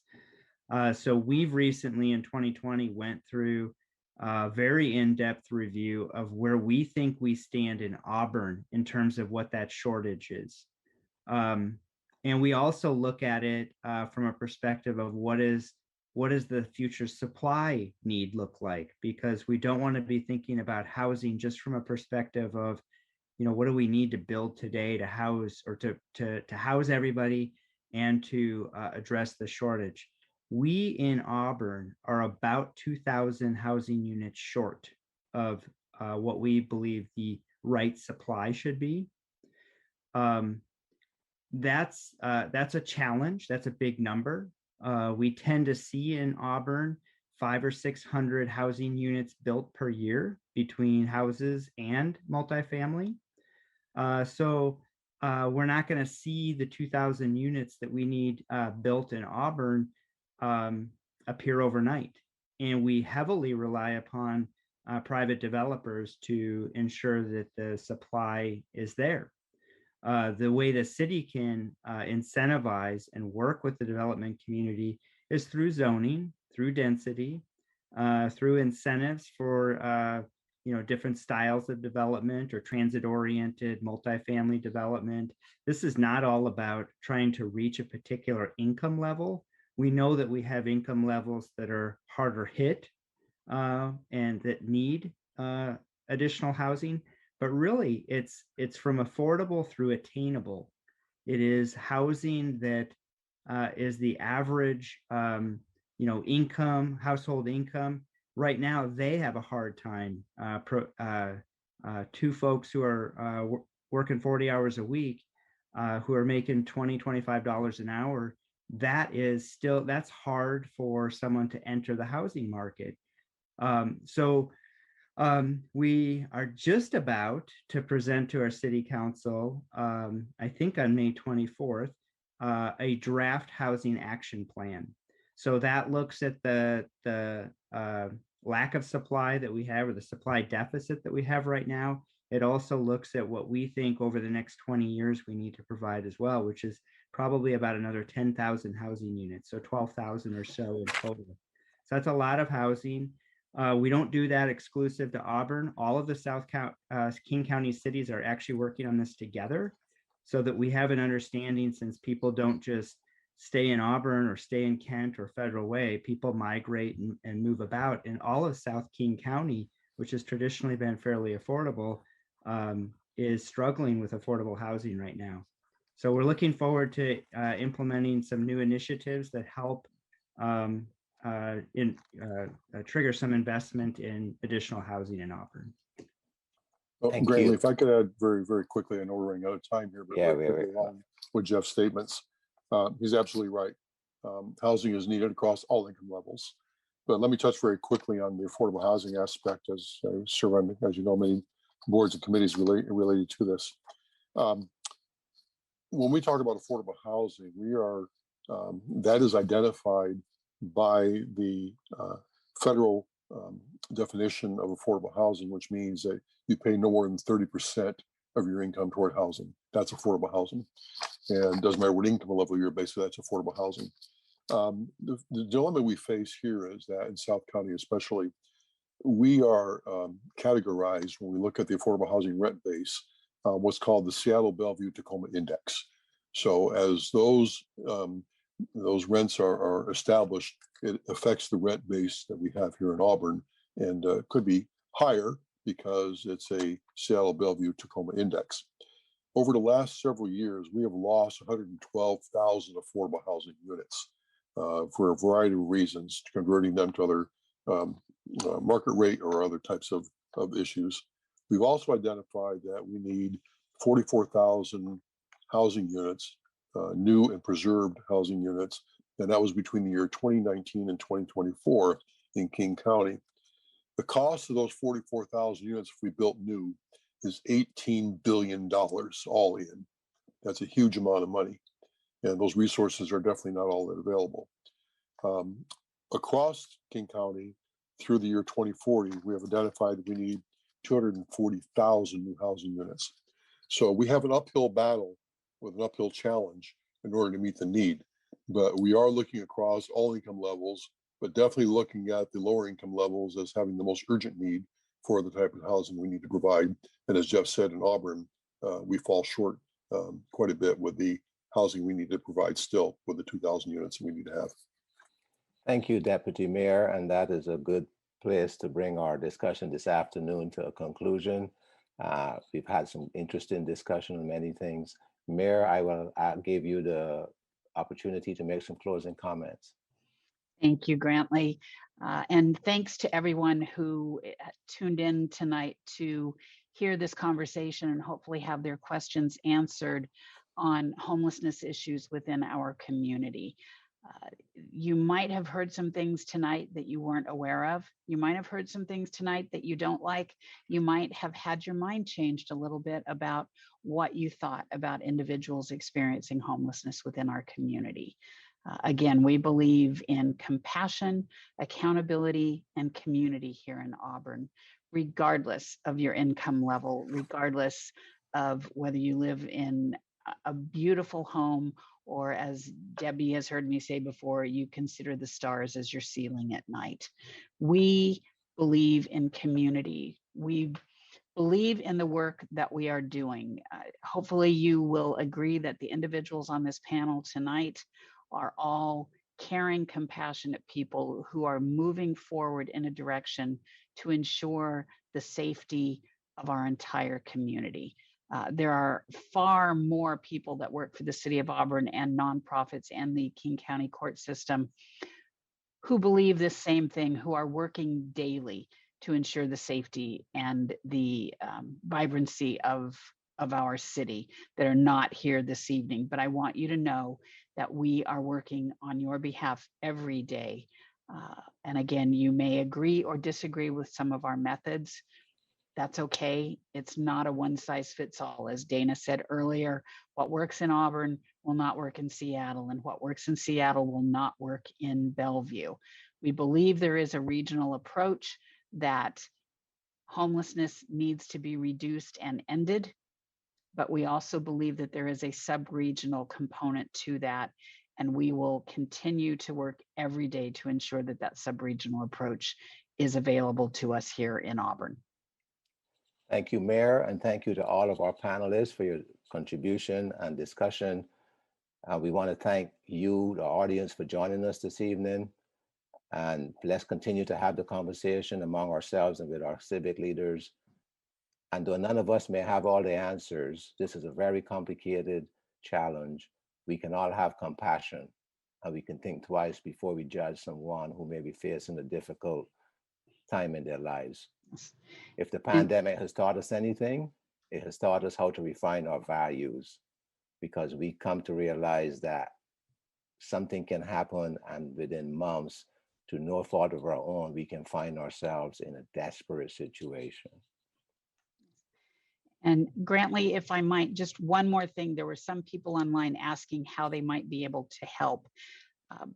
So that we can get a better understanding of what you would like to help with, if you could send an email to communications@auburnwa.gov and let us know what your interests are, we will get back to you with opportunities that might be available for you in the community to assist with this work.